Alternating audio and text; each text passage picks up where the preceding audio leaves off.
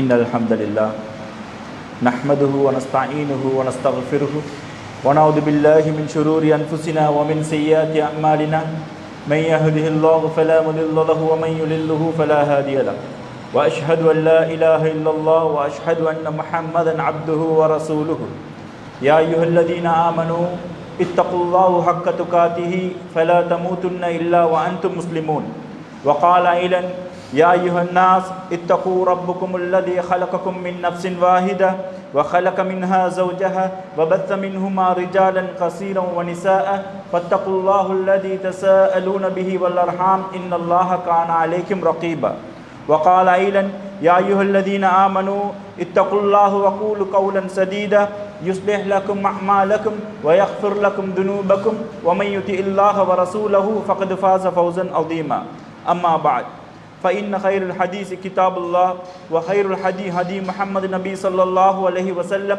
وشر الأمور محدثاتها وكل محدثة بدعة وكل بدعة ضلالة وكل ضلالة في النار எல்லாம் வல்ல அல்லாஹ் தஆலாவை போற்றி புகழ்ந்ததன் பின்னால் கண்மணி நாயகம் ஸல்லல்லாஹு அலைஹி வஸல்லம் அவர்கள் மீதும் அன்னாரை பின்பற்றி வாழ்ந்த உத்தம தோழர்கள் மீதும் நல்லோர்கள் மீதும் அல்லாஹ்வின் சாந்தியும் சமாதானமும் என்றென்றும் உண்டாவதாக. பேரன்பிற்கினிய அல்லாஹ்வின் நல்லடியார்களே, இன்றைய ஹுத்பா பிரசங்கத்திலே மறுமை வெற்றிக்காக நாங்கள் தயாராகுவோம் என்ற தலைப்பு தேர்ந்தெடுக்கப்பட்டுள்ளது. பொதுவாக முஸ்லிம்களை தவிர ஏனைய கொள்கைகள் சித்தாந்தங்களை கொண்டவர்களுக்கு எங்களுக்கும் அவர்களுக்கும் இடையில மிக முக்கியமான வேறுபாடுகளில் இந்த மறுமை தொடர்பான நம்பிக்கை பற்றிய வேறுபாடு முதன்மையானது. ஏனைய மதங்களாக இருக்கட்டும், கொள்கைகளாக இருக்கட்டும், சித்தாந்தங்களாக இருக்கட்டும், மனிதன் இந்த உலகில் ஏன் வாழ்கின்றான், அவன் வாழ்வதற்கான கூலி பிரதி உபகாரம் என்ன இருக்கின்றது என்பதை பற்றி அவர்களிடையே ஆழமான ஒரு கலந்துரையாடல்களை நாங்கள் மேற்கொண்டால் அதற்கு ஒரு தெளிவான விளக்கம் இருக்காது. ஆனால் இஸ்லாமானது ஒரு மனிதன் இந்த உலகத்தில் ஏன் படைக்கப்பட்டுள்ளான், அவன் படைக்கப்பட்டுள்ளதன் நோக்கம் என்ன, இந்த உலகத்தில் அவன் எவ்வாறு வாழ வேண்டும், இந்த உலகத்துக்கு ஏற்ப மறுமையில் அவனுக்கு என்ன கிடைக்க இருக்கின்றது என்ற சகல விடயங்களையும் மனிதனுக்கு தெளிவாக அல்லாஹ் தஆலா கூறுகின்றான். பொதுவாக மறுமை நாளை பற்றி அல்லாஹ் தஆலா அல் குர்ஆனிலே கூறும் பொழுது இந்த மறுமை நாளுக்கு 7 வகையான பெயர்களை அல்லாஹ் தஆலா அல் குர்ஆனிலே பல்வேறு இடங்களில் குறிப்பிடுகின்றான். அதே போன்று ஈமானின் மிக முக்கியமான அம்சங்களில் 5வது இடமாக மறுமை நாளை ஒவ்வொரு முஸ்லிம்களும் நம்ப வேண்டும், அந்த நம்பிக்கையின் காரணமாகத்தான் நானும் நீங்களும் இந்த இடத்தில் இருக்கின்றோம் என்பத ஒரு உன்னதமான ஒரு முக்கியமான நம்பிக்கை சார்ந்த ஒரு கோட்பாடாக இந்த மறுமை சம்பந்தமான கோட்பாடு காணப்படுகின்றது. உண்மையிலே அல்லாஹ் தஆலா அல் குர்ஆனிலே இந்த வாழ்வு என்னதற்காக, ஏன் மனிதர்கள் படைக்கப்பட்டிருக்கின்றார்கள் என்பதை அல்லாஹ் தஆலா கூறும் பொழுது அல்லதி ஹலகல் மௌத வல் ஹயாத லியப்லுவக்கும் அய்யுக்கும் அஹ்ஸனு அமலா வஹுவல் அஸீஸுல் கஃபூர் என்று அல்லாஹ் தஆலா கூறுகின்றான். உங்களில் அழகிய செயலுக்குரியவர் யார் என்பதை சோதிப்பதற்காக மரணத்தையும் வாழ்வையும் அவன் படைத்தான், அவன் மிகைத்தவன், அவன் மன்னிப்பவன் என்று அல்லாஹ் தஆலா கூறுகின்றான். ஆக இந்த உலகத்தில் படைக்கப்பட்ட அனைவரும் ஒரு சோதனைக்காக படைக்கப்பட்டிருக்கின்றார்கள். இந்த சோதனை மூலம், இந்த சோதனை எங்களுக்கு மரணத்தை காட்டுகின்றது, வாழ்வை தந்திருக்கின்றது. ஆக இந்த வாழ்வுக்கும் இடைப்பட்ட இந்த உலகத்தில் நாங்கள் என்ன அமல்கள் செய்கின்றோம், எங்களது அன்றாட நடவடிக்கைகள் எவ்வாறு காணப்படுகின்றன, எங்களது குடும்ப வாழ்க்கை எவ்வாறு காணப்படுகின்றது, எங்களது தொழில் வாழ்க்கை எவ்வாறு காணப்படுகின்றது, ஏனையவர்களுடன் கொடுக்கல் வாங்கலில் நாங்கள் எவ்வாறு இருக்கின்றோம் என்று சொல்லி அனைத்து விடயங்களையும் சோதிப்பதற்காக அல்லாஹ் தஆலா இந்த வாழ்க்கையை தந்திருப்பதாக கூறுகின்றார். அதே போன்று நபிகள் நாயகம் ஸல்லல்லாஹு அலைஹி வஸல்லம் அவர்கள் கூறுகின்றார்கள், இன்னத் துன்யா ஹுல்வதன் ஹதிரத்துன் வ இன்னல்லாஹ முஸ்தக்லிஃபுகும் ஃபீஹா வ யன்துரு கைஃப தஅலமூன். இந்த உலகம் இனிமையானதும் பசுமையானதும் ஆகும். அதில் உங்களை அல்லாஹ் தஆலா பொறுப்பாளர்களாக ஆக்கி நீங்கள் எவ்வாறு செயல்படுகின்றீர்கள் என்று பார்க்கின்றான் என்று நபிகள் நாயகம் ஸல்லல்லாஹு அலைஹி வஸல்லம் அவர்கள் கூறுகின்றார்கள். பிறிதொரு ஹதீஸிலே நீங்கள் எவ்வாறு செயல்படுகின்றீர்கள் என்பதை பார்ப்பதற்காக அல்லாஹ் தஆலா இந்த உலக வாழ்க்கையை ஏற்படுத்தி உள்ளான் என்று சொல்லி வருகின்றது. இந்த ஹதீஸை பார்க்கும் பொழுது உண்மையாக ஒவ்வொரு மனிதனும் இந்த உலகத்தை இனிமையானதாகவும் பசுமையானதாகவும் நேசிக்கின்றான். அவனுக்கு இந்த உலகம் தான் இனிமையானது, அவன் தொழில் செய்யக்கூடிய தொழில் அவனுக்கு இனிமையானது, அவனுக்கு சுற்றியுள்ள நபர்கள் அவர்களுக்கு இனிமையானவர்கள், தான் வாழ்ந்து கொண்டிருக்கின்ற வாழ்க்கை அவனுக்கு இனிமையானது, தனது குடும்பம் தனது பிள்ளை குட்டிகள் அவருக்கு இனிமையானது. மறுமைக்காக அவர் எதையும் செய்ய மாட்டாரு, மறுமைக்காக அவரை எதையும் சிந்திக்க மாட்டாரு. அன்றாட வாழ்க்கையில டைம் டேபிளை நாங்க எடுத்து பார்த்தா காலையில எழும்பி தொழுகையை தொழுகிறாரோ என்னமோ, ஆனா அடுத்த செயற்பாடுகள் எல்லாத்தையும் லைன் பண்ணி பாருங்க. இந்த உலகத்தில் தான் வாழ வேண்டும், இந்த உலகத்தில் தனது நிலையை கொள்ள வேண்டும், இந்த உலகத்திற்காக என்னத்தை சம்பாதிக்க வேண்டும் என்பதை அவர் லிஸ்ட் போட்டு ஒவ்வொரு வேலையும் செய்வாரே ஒழிய மறுமைக்காக நான் என்ன வேலையை செய்திருக்கின்றேன், மறுமைக்காக நான் என்ன வேலையை பார்த்திருக்கின்றேன் என்று சொல்லி ஒரு சுய விசாரணை தன்னைத்தானே ஒவ்வொரு மனிதனும் செய்து பார்க்க வேண்டும். ஒரு நாளை நாங்கள் எடுத்தா இந்த நாள்ல நான் என்ன செய்தேன் என்று சொல்லி இரவில் தூங்கும் பொழுது சுய விசாரணை செய்து பார்க்க வேண்டும். எனது வாழ்க்கை சரியானதாக இருக்கின்றதா, அல்லாஹ் தஆலா இந்த உலகத்தை எனக்கு சோதனையாக ஆக்கி இருக்கின்றானே, இந்த உலகம் பசுமையானதாக இருக்கின்றது, இனிமையானதாக இருக்கின்றது, இதில் நான் முழுமையாக மூழ்கிவிட்டேன் என்று சொன்னால் என்ற மறுமைக்குரிய வாழ்வை நான் எவ்வாறு தீர்மானித்துக் கொள்கிற வேண்டும் என்ற சகல விடயங்களையும் அன்றாடம் அவர் ஒவ்வொரு நாளும் தூங்கும் பொழுது ஒரு சுய விசாரணை செய்து பார்த்தால் காலையில் கண் விழித்ததில் இருந்து இரவு அவர் பெட்டுக்கு போகும் வரைக்கும் என்னென்ன வேலைகள் செய்திருக்கின்றார் என்பதை ஒரு லிஸ்ட் போட்டு பார்த்தா தன் அன்றாட வாழ்க்கை எவ்வாறு இருக்கும் என்பதை அவர் புரிவார். யோசிச்சு பாருங்க, பள்ளியுடைய வேலை அவசரமான ஒரு வேலை, நாங்க மக்களுக்கு நிவாரண பணியில் இருக்கின்றோம், உங்களோட டைம் ஒதுக்கி வாங்க என்று சொன்னா இதற்கு டைம் ஒதுக்கி கொடுக்க முடியாது. ஏன், காலையில் எழுப்பினதிலிருந்து தூங்கும் வரைக்கும் அவருடைய லிஸ்ட்ல ஷெட்யூல் அங்கால இங்கால எதையும் மாற்றிக்கொள்ள முடியாது. மறுமைக்கான வாழ்க்கைக்கு எதை நாங்க தயார்படுத்தி வைத்திருக்கின்றோம்? எங்களோட அன்றாட செயற்பாடுகள் அனைத்தும் சரியாக இருக்க வேண்டும். அதை தவிர எக்ஸ்ட்ராவா நாங்கள் எதை செய்கின்றோம் என்பதை நாங்கள் கொஞ்சம் சிந்திக்க கடமைப்பட்டுள்ளோம். அல்லாஹ் தஆலா இந்த உலகத்தில் ஒட்டுமொத்த உலகத்தையும் எங்களுக்கு ஒரு சோதனையாகத்தான் அல்லாஹ் தஆலா எங்களுக்கு படைத்திருக்கின்றான். இன்பத்தையும் துன்பத்தையும் அல்லாஹ் தஆலா மாறி மாறி தந்திருக்கின்றான். ஒருவருக்கு செல்வத்தை அதிக அளவு கொடுத்திருப்பான், அவருக்கு இதுக்கு பிறகு செல்வம் தேவையில்லப்பா என்ற அளவுக்கு அவருக்கு குவிஞ்சு கிடக்கும். இன்னொருவருக்கு தனது அன்றாட அடிப்படை தேவைகளை நிறைவேற்றுவதற்கே அவருக்கு சொத்து சுகங்கள் இல்லாம இருக்கும். அவருக்கு ஒரு 500 ரூபாய் 1000 ரூபாய் கிடைக்கிறதே, ஹலாலா உழைக்கிறதே அவருக்கு கஷ்டமா இருக்கும். அப்ப அல்லாஹ் தஆலா சிலருக்கு படிப்பருவ தாராளமா அள்ளி கொடுத்திருப்பான். ஒருவருக்கு ஏபிசி கூட வாசிக்க தெரியாது, ஆபாத்தா கூட அவருக்கு தெரியாது. ஆனா இந்த படிக்காத நபர் ஒட்டுமொத்த கோடிகளை சுருட்டி கொண்டு நன்றாக படித்துக் கொண்டிருப்பவர் ஆயிரங்களில் சம்பளங்களை எண்ணிக்கொண்டிருப்பார். அப்ப இந்த மக்களுக்குரிய ஏற்றத்தாழ்வுகளை அல்லாஹ் தஆலா வழங்கி இருக்கின்றான். அப்ப இந்த சோதனைகள் தான் இது எல்லாம் என்னது, படித்ததால நான் கோடிகளை சம்பாதிக்க வேண்டும் என்பதோ, படிக்கல என்றதுக்காக அவருக்கு பிச்சைக்காரனா இருக்கணுமோ என்ற எந்த விதமான நிபந்தனையும் கிடையாது. அல்லாஹ் தஆலா தாராளமா சிலருக்கு அள்ளி கொடுப்பான். அப்ப இந்த விடயங்கள் எல்லாத்தையும் எங்களுக்கு தந்திருக்கின்றான் என்று சொன்னா இது எங்களுக்கு சோதனையாக இருக்கின்றது. இந்த சோதனையில் நான் எவ்வாறு ஜெயிக்க வேண்டும், எவ்வாறு எனது மறுமை நாளை நான் தயார்படுத்திக் கொள்ள வேண்டும் என்று சொல்லி அல்லாஹ் தஆலா இதுல எங்களுக்கு சொல்லி காட்டுகின்றான். அதே போல இந்த வாழ்வுக்கானது ஒரு நம்பிக்கையின் பிரதிபலிப்பாக இருக்க வேண்டும். இந்த உலகத்தில நோக்கத்தை, நாங்க ஏன் படைக்கப்பட்டிருக்கின்றோம் என்ற நோக்கத்தை ஒரு நாள் நாங்கள் அதனை மறக்க கூடாது. எங்கள் மனதில் என்ன வேலை செய்து கொண்டிருந்தாலும் பசுமரத்து ஆணி போல அந்த விடயம் எங்களோட கண் முன்னுக்கு அது வந்து கொண்டே இருக்க வேண்டும். என்ன வேலை செய்தாலும் எங்களுக்கு அது தொடர்ச்சியாக ஞாபகம் வந்து கொண்டே இருக்க வேண்டும். அல்லாஹ் தஆலா அல் குர்ஆனிலே அல்லதீன ஆமனு வ அமிலுஸ் ஸாலிஹாத்தி அஜ்ருன் கைர் மம்னூன், நம்பிக்கை கொண்டு நல்லறங்கள் செய்தோரை தவிர அவர்களுக்கு முடிவில்லாத கூலி இருக்கின்றது என்று கூறுகின்றான். 2 விடயங்கள் இந்த விஷயத்தில் சொல்லப்பட்டிருக்கின்றது. யாரா இருக்க வேண்டுமாம்? அவரு நம்பிக்கை கொள்ள வேண்டும், நல்லறங்கள் செய்ய வேண்டும், ஈமான் கொள்ள வேண்டும், அமல் இபாதத்துகளில் ஈடுபட வேண்டும். வேறொரு வசனத்திலே வல்லதீன ஆமனு வ அமிலுஸ் ஸாலிஹாத்தி உலாயிக அஸ்ஹாபுல் ஜன்னதி ஹும் ஃபீஹா காலிதூன், நம்பிக்கை கொண்டு நல்லறங்கள் செய்பவர்களே சொர்க்கவாசிகள், அவர்கள் அதில் நிரந்தரமாக இருப்பார்கள் என்று சொல்லி அல்லாஹ் தஆலா கூறுகின்றான். அப்ப ஒவ்வொரு மனிதனும் இந்த உலகத்தில் படைக்கப்பட்டிருக்கின்ற நோக்கம் என்னது?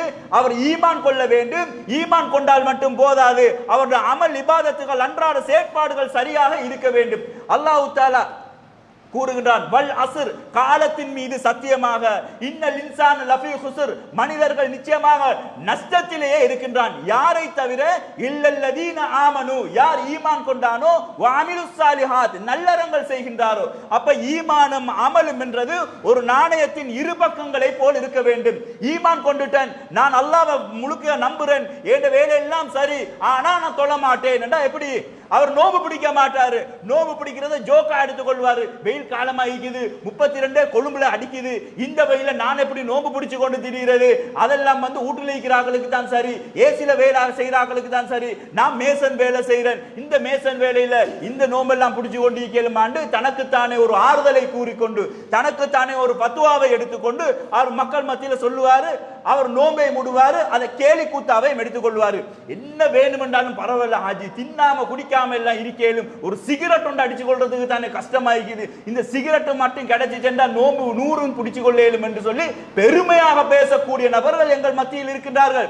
பேசும்பொழுது அதை பெருமையா சொல்லிக் கொள்வாரு, 10 நோம்பு பிடிச்சிட்டேன், இன்றையோட நான் பெருநாள் கொண்டாட போறேன். என்ன பெருநாள் கொண்டாடுறாரு? சிகரெட் குடிக்கிறது. இது அவருடைய அன்றாட செயற்பாடுகள்ல இருக்குது. அப்ப ஈமான் கொண்டுட்டாரு, வாமிலுஸ் சாலிஹாத், அவர் அமல்களை செய்யவில்லை. இன்னும் கொஞ்சம் பேர் இருப்பாங்க, எப்படி அமல் இபாதத்துகள் எல்லாம் கரெக்டா இருப்பாங்க, தஹஜ்ஜத் தொழுவாங்க, நோம்ப பிடிப்பாங்க, அன்றாட வேலை வாய்ப்புகள்ல கிடைக்கிற போது லுஹாத தொழுது கொள்வாங்க, அவங்களோட வேலை எல்லாம் சரி. ஆனா அவருடைய ஈமானில் பலவீனம் காணப்பட்டால் அந்த ஈமான்ல அந்த அமலில் அவருக்கு பிரயோசனம் இல்லை. அப்ப அமல் செய்யறதும் சரியா இருக்கணும், ஈமான் கொள்றதும் சரியா இருக்கணும். அமலும் ஈமானும், ஈமானும் அமலும் ஒரு நாணயத்தின் இரு பக்கங்கள் போல சரியாக இருந்தா மாத்திரம்தான் அவர் சொர்க்கவாசி, சொர்க்கத்துக்குரிய நபர். அவர் இந்த உலகத்தில் வாழ்ந்து செய்தது எல்லாத்தையும் நாளை மறுமையில சொர்க்கத்தில் அவருக்கு அனுபவிக்கக்கூடிய வாய்ப்பு கிடைக்கும் என்பதை நாங்கள் நினைவுபடுத்திக் கொள்ள வேண்டும். சரி, இந்த உலகத்தில் நாங்கள் வாழ்றோம், மறுமைக்காக நாங்கள் எதை தயார்படுத்தி வைத்திருக்கின்றோம் என்பதை நாங்கள் ஒரு கணம் சிந்திக்க வேண்டும்.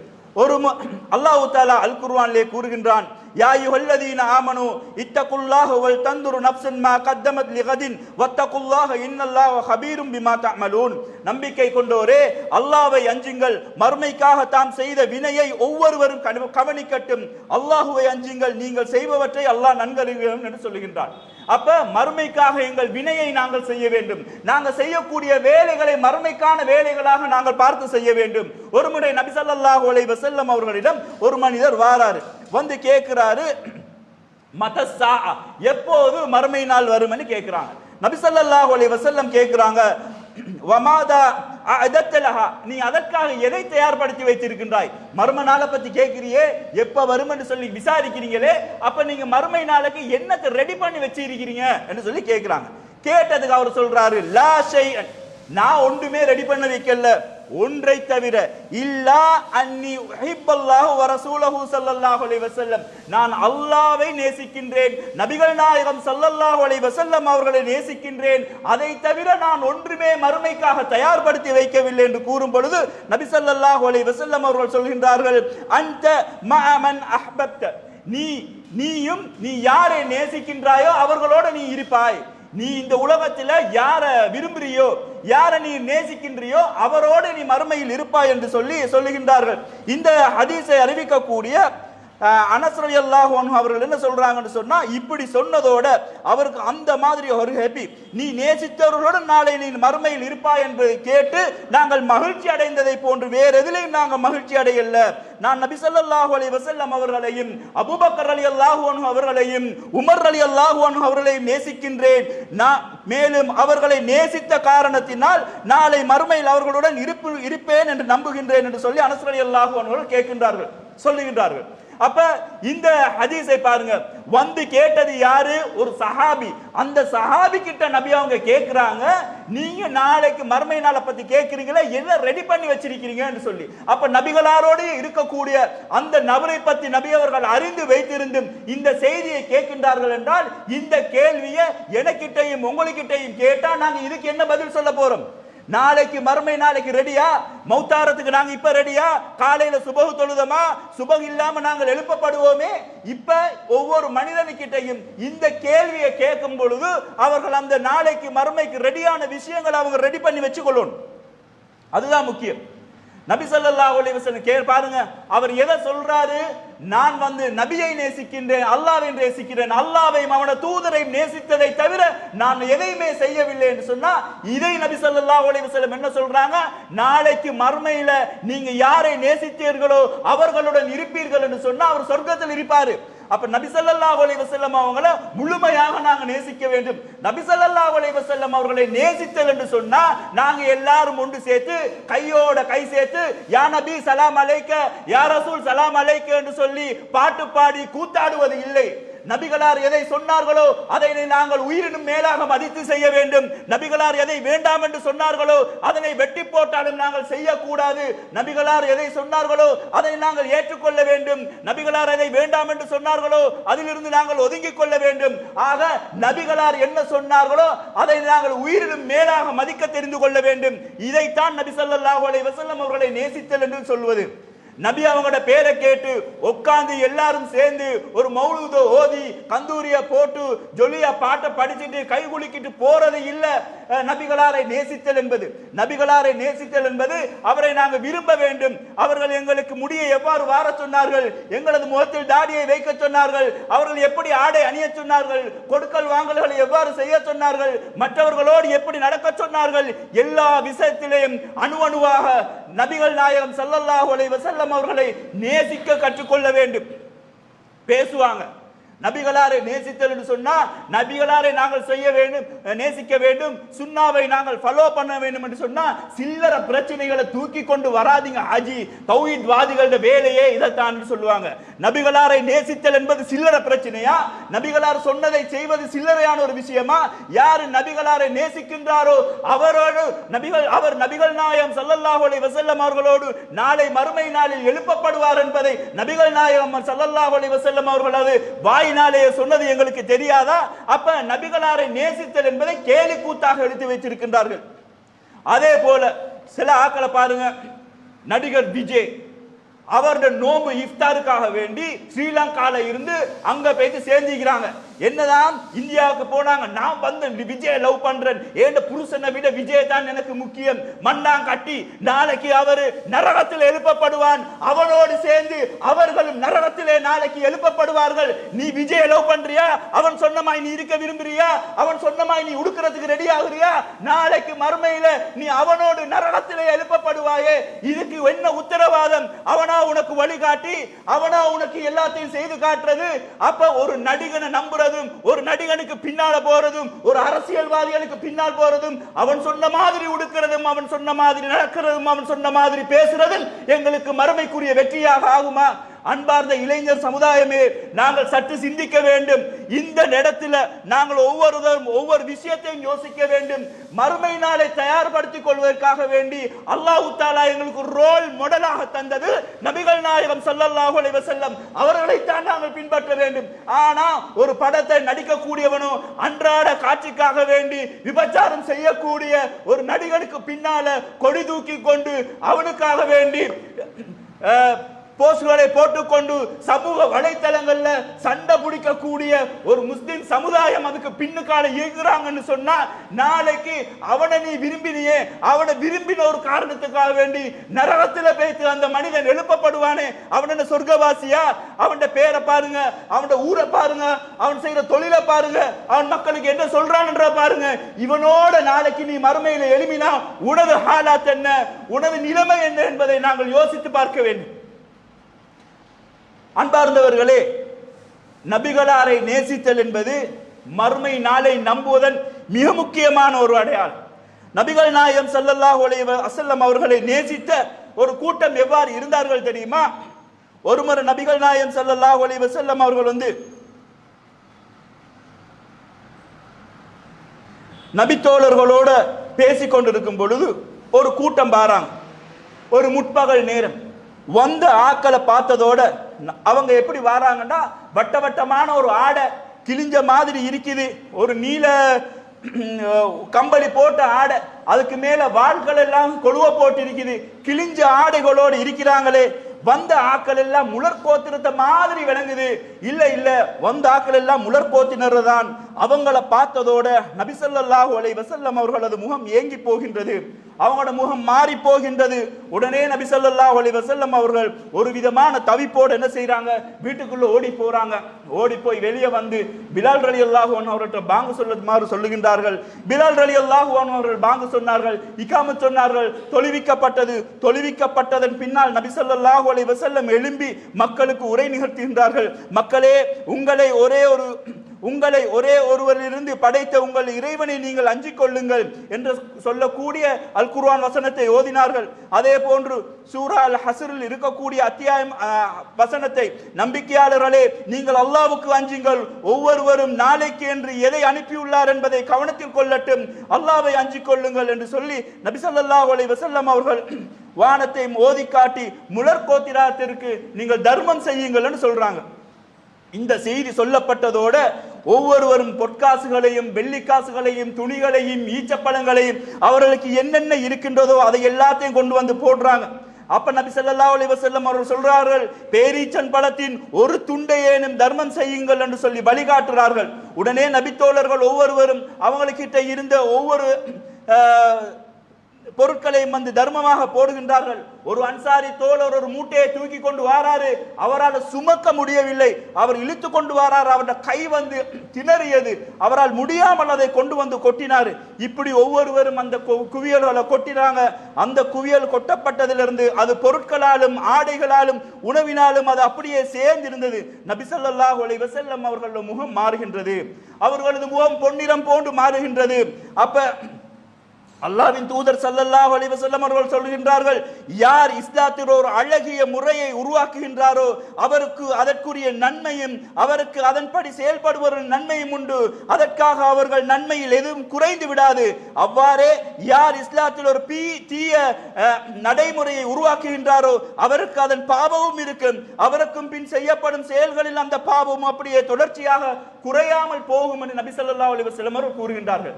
அப்ப வந்த முலர் கோத்திரத்துக்கு யாராவது தர்மம் செய்யுங்கள் என்று சொல்லி நபி ஸல்லல்லாஹு அலைஹி வஸல்லம் எழுந்து ஒரு ஈச்சம்பழம் துண்டை ஏனும் நீங்கள் தர்மம் செய்யுங்கள் என்று சொன்னதோட சஹாபாக்கள் வந்து எல்லாத்தையும் வந்து கொட்டினாங்களே. இந்த மாதிரியான ஒரு சமூகமாக நாங்கள் வர வேண்டும். இந்த மாதிரி நபி ஸல்லல்லாஹு அலைஹி வஸல்லம் அவர்களுடைய சொல்லுக்காக செயலுக்காக சொன்னதோடு அவ்வளத்தையும் கொண்டு வந்து போட்டாங்களே, அந்த மாதிரி உத்தம தோழர்கள் மாதிரி நாங்கள் இருக்க வேண்டும். சொல்லிவிட்டு எப்படி சொன்னாங்க பாருங்க, யாரு இதுக்கு முதலாவது வழிகாட்டுறாரோ அவர் அதை போன்று செய்யப்படுகின்ற சேர்க்கையில் எல்லாத்துக்கும் ஒட்டுமொத்தமாக நன்மையும் இருக்கும். நாங்க அண்மையில வெள்ளத்துக்கு காசு சேர்த்தோம். நமது நண்பர் ஒரு ஆள் முதலாக போட்ட காசு எவ்வளவு தெரியுமா? 500 ரூபாய். அப்ப மொத்தமாக சேர்த்த காசு பார்த்தா கோடிக்கணக்கில் வந்து சேர்ந்தது, ஒரு கோடியை கிட்டத்தட்ட வந்து சேர்ந்தது. அப்ப அந்த முதன்மையான விஷயத்துக்கு வழிகாட்டிய அந்த நண்பருக்கு எப்படி வரும்? அந்த கோடியை தர்மம் செய்த நன்மையும் அவருக்கு வந்து சேரும், அதுல எந்த விதமான குறையும் அவருக்கு இருக்காது. இந்த மாதிரி நல்ல விஷயங்களை நாங்க ஆர்வமாக வேலை செய்ய வேண்டும். நல்ல விஷயங்களுக்காக அழைக்கப்பட்டா நாளை மறுமை நாள் அவ்வளவும் எங்களுக்கு வந்து சேருமே என்று சொல்லி ஒட்டுமொத்தமான நன்மைகளையும் நாங்கள் கொள்ளையடிக்க வேண்டுமே என்று நல்ல காரியங்களுக்காக வேண்டி நாங்கள் முன்முறமாக ஈடுபட வேண்டும், நல்லறங்களை செய்ய வேண்டும், ஈமான் கொள்ள வேண்டும். அந்த ஈமானின் வெளிப்பாடாக நபி ஸல்லல்லாஹு அலைஹி வஸல்லம் அவர்களை நாங்கள் நேசிக்க வேண்டும். அந்த நேசம் எவ்வாறு இருக்க வேண்டும் என்று சொன்னால், நபிகள் ஸல்லல்லாஹு அலைஹி வஸல்லம் அவர்கள் எதை சொன்னார்களோ அதை செய்யக்கூடியவர்களாகவும், எதை வேண்டாம் என்று சொன்னார்களோ அதனை நாங்கள் தவிர்த்தும் வாழ வேண்டும். நன்மையான காரியத்தில் போட்டி போட்டுக்கொண்டு முதலாவதாக நாங்கள் இருக்க வேண்டும் என்பதை கூறிக்கொண்டு எனது முதலாவது ஜும்மாவை முடித்துக் கொள்கிறேன்.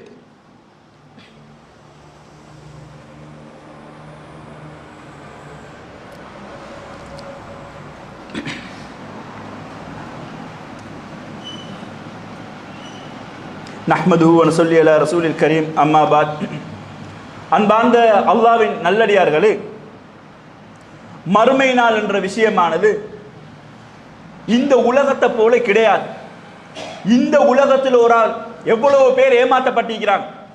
வெளிநாட்டுக்கு போவாங்க, துபாய்க்கு அனுப்புறோம், கட்டாருக்கு அனுப்புறோம், சவுதிக்கு அனுப்புறோம்னு சொல்லி அனுப்புவாங்க. உங்களுக்கு போனா அங்க பேலஸ்ல வேலை கிடைக்கும்னு சொல்லி இங்க இருந்து விசா போட்டு அனுப்புவாங்க. அங்க போய் பார்த்தா ஊரு பேர் தெரியாத, அட்ரஸ் இல்லாத ஒரு பாலைவனத்துல வேலை செஞ்சு கொண்டு இருப்பாரு. வருஷ கணக்கான வேலை, வெளியில வந்து கொள்ள இயலாது, அங்காலையும் தெரியாத பாஷை, யார் எவர் என்று இல்லாத இடம், கண்ணுக்கு எட்டின தூரம் எல்லாம் பார்ப்பாரு, பார்த்தா முழுக்க அவருக்கு விளங்கக்கூடியது மணல் மட்டுமே தான். இப்படியான ஒரு பாலை நிலத்தில் வேலை செய்யக்கூடியவர் எப்படியாவது அந்த நாட்டை விட்டு வெளியே வரணும் என்று சொன்னா தெரியாத பாஷையில யாரையாவது தட்டு தடுமாறி தான் செய்யாத ஏதாவது ஒரு குற்றத்தை சுமந்து கொண்டு போய்ட்டு போலீஸ்ல சரண அடைஞ்சு அங்கிருந்து எப்படியாவது நாட்டுக்கு வரையணும் என்று சொல்லி அவருக்கு ஒரு தைரியமும் நம்பிக்கையும் இருக்கும். இப்படி வந்த ஆக்கள் ஏராளமானவர்கள் இருப்பாங்க. ஆனா மறுமை நாள் என்பது அவ்வாறு இல்லை. அங்க போனா ரிட்டர்ன் வர இயலாது. அல்லாஹ் தஆலா அல் குர்ஆனிலே கூறுகின்றான், அந்நாளின் சந்திப்பு நிகழ்வை அவர்கள் எதிர்பார்க்கின்றார்களா?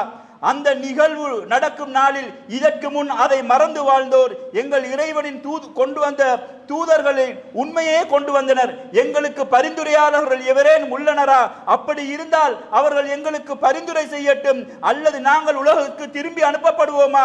அவ்வாறு செய்து கொண்டிருக்குமான மாற்றமான நல்லமல்களை நாங்கள் செய்வோமே என்று அவர்கள் தங்களுக்கு ஏற்பட்ட நஷ்டத்தை ஏற்படுத்தி கொண்டனர். இவ்வாறு இட்டுக்கட்டி கொண்டிருந்தவர்களை விட்டும் அவர்கள் மறைந்து விட்டார்கள் என்று சொல்லி அல்லாஹ் தஆலா சொல்லுகின்றான்.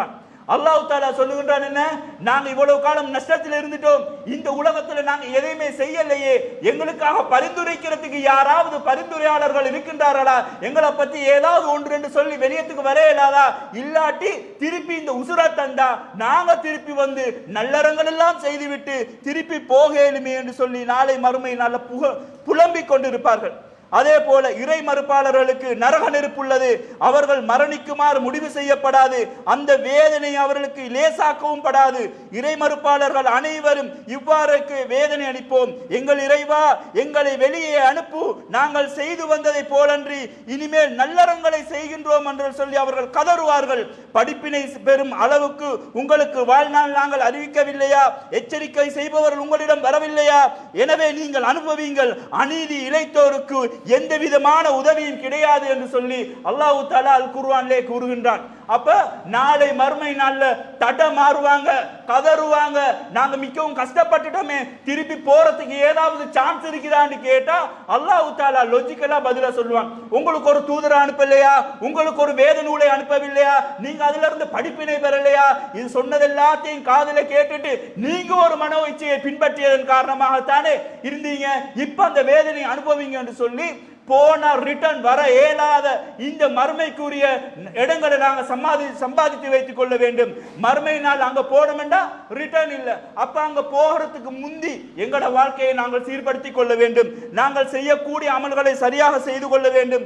அல்லாஹ்வும் தூதரும் எங்களுக்கு எதை சொன்னார்களோ அந்த மாதிரி எங்களோட வாழ்க்கைகளை அமைத்து நாங்கள் சீர்படுத்தி செய்தால் இன்ஷா அல்லாஹ் நாளை மறுமை நாளில் நீங்களும் நானும் வெற்றி பெறக்கூடிய ஒரு கூட்டத்தில் அல்லாஹ் தஆலா என்னையும் உங்களையும் சேர்ப்பானாக என்று கூறி விடைபெறுகிறேன். வாஹிர் தவானா வல்ஹம்துலில்லாஹி ரப்பில் ஆலமீன்.